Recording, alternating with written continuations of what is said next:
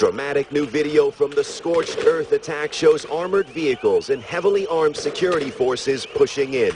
Protesters armed only with rocks are no match. Several are gunned down.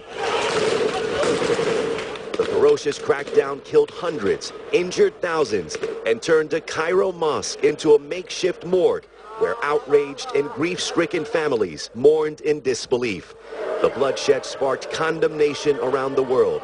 President Obama stopped short of cutting $1.5 billion in annual aid to Egypt, a critical U.S. ally, but he canceled next month's joint military exercises with the Egyptian army and delivered a sharp rebuke. But while we want to sustain our relationship with Egypt, our traditional cooperation cannot continue as usual when civilians are being killed in the streets.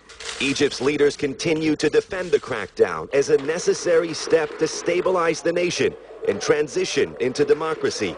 But Egypt remains dangerously divided, and Morsi's Islamist backers seem as outraged as ever, promising more protest on a Friday they're calling a day of rage. Back live here in Cairo, where pro-Morsi demonstrators are slowly filling the streets. Security forces are deployed in major intersections and squares as well. Several hours ago, the Muslim Brotherhood released a statement reiterating their position that these demonstrations are peaceful. In part, that statement read, "Our revolution is peaceful. We will continue to mobilize people to take to the streets without resorting to violence. Violence is not our approach. Vandalism only aims at distorting the image of our peaceful revolt." Even so, there's a lot of concern that armed hardcore elements in both factions in this conflict are going to show up today and sow chaos. There's already reports of a police officer being shot and killed in a neighborhood in East Cairo. Earlier reports of several unknown gunmen opening fire on police officers in a province in northern Egypt. It's not clear who was responsible for these attacks, Monita, but they're certainly adding to the tension and the anxiety. And over now to an operation crackdown on internet abuse. Canadian police are on the hunt for online predators who are trading images of child abuse, pornography and cyberbullying the children and teenagers in those photos. CNN's Paula Newton reports. Could take no more. The Canadian teenager killed herself after being bullied online. This YouTube video she posted is evocative and blunt, her pain obvious. The kind of pain Rehtaeh Parsons, another Canadian teenager, knew so well. Parsons killed herself in April. Her family says she too was tormented by months of bullying after a photo of her alleged sexual assault was distributed online. What are we seeing in real time here? We see here, and you know, over an amount of time you're going to see this in any major city, whether that's Toronto, New York City or London. This is a snapshot of the online trading of child sexual abuse material and child pornography being spied on by Canadian police. And Sergeant Arnold Guerin takes us through the minefield of predators children can be exposed to online every day, even if they believe they are only sharing with their friends.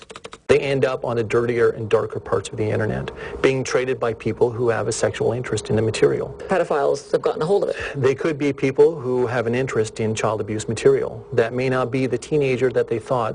Canadian police tell us this kind of cybercrime is socially and personally destructive to children and afford pedophiles access to them in an unprecedented way. Well, there's actually three components to the child exploitation unit here. Inspector Bob Bresh from Canada's Child Exploitation Coordination Centre takes us through his unit, where officers work with international partners. Their first priority, finding the victims, then the abusers. And these people are gathering evidence on real cases of child exploitation right now. That's correct. And the predominant focus here is to find the suspect, find the abuser. Their most sensitive work is in the undercover unit, officers spying on gruesome material of child sexual abuse. They're just beyond comprehension that people would want to see or look at or watch these type of things. Here they try and hunt down those child predators and identify child victims to make sure they are safe again. Now, if you want you to come with me, I want you to meet someone. I can't tell you his name, but we are going to talk to him. He is working right now to identify child victims on the internet. This officer says he's seen it time and again. Kids being abused, manipulated online, blackmailed by predators. They'll go, if you don't pose naked again, I'll give it to all your friends. And then, of course, the girl or boy are sitting there going, oh my God, like I don't want my dad to get this video. So they'll do it. Again and again they will be abused again and this again. way. It all serves as an explicit warning to children and parents. The experience that we've gained here, and by speaking to offenders, we know that there are people out there specifically looking for children that they can abuse. They trade methods of luring children. They speak to each other. They plan amongst themselves, and afterwards they show their conquests. Parents never find out about it?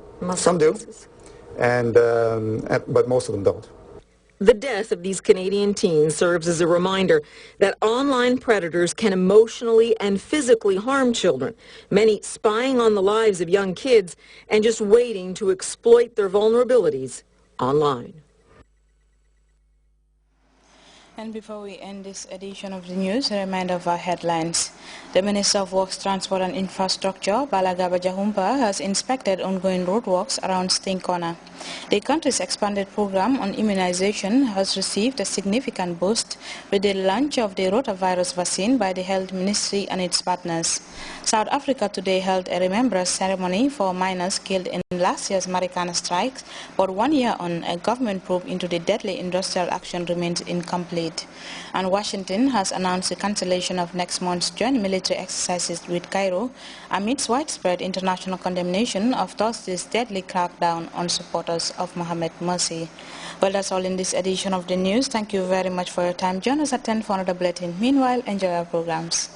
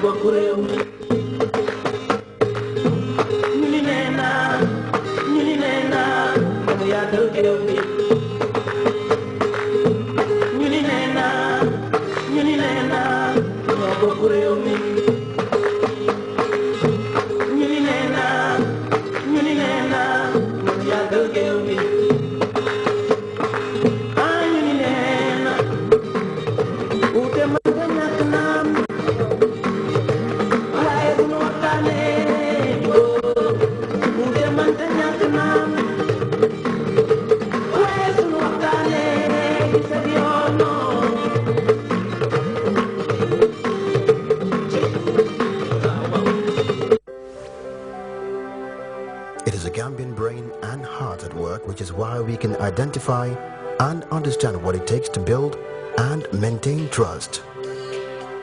It is no coincidence Trust Bank Limited, a Gambian bank, a Gambian managed entity, has become the highest employer in the industry, widest ATM network, and with the widest branch network and counting. We believe in putting you first. That is why we play our part in nation building, from sports to education, and play a meaningful role in complementing government efforts in health delivery. We believe in putting you first because of our innate understanding of your needs to tailor-make products that can only add value to your lives. We believe in putting you first. That is why we have become your trusted partner. Trust Bank Gambia Limited. Proudly Gambian.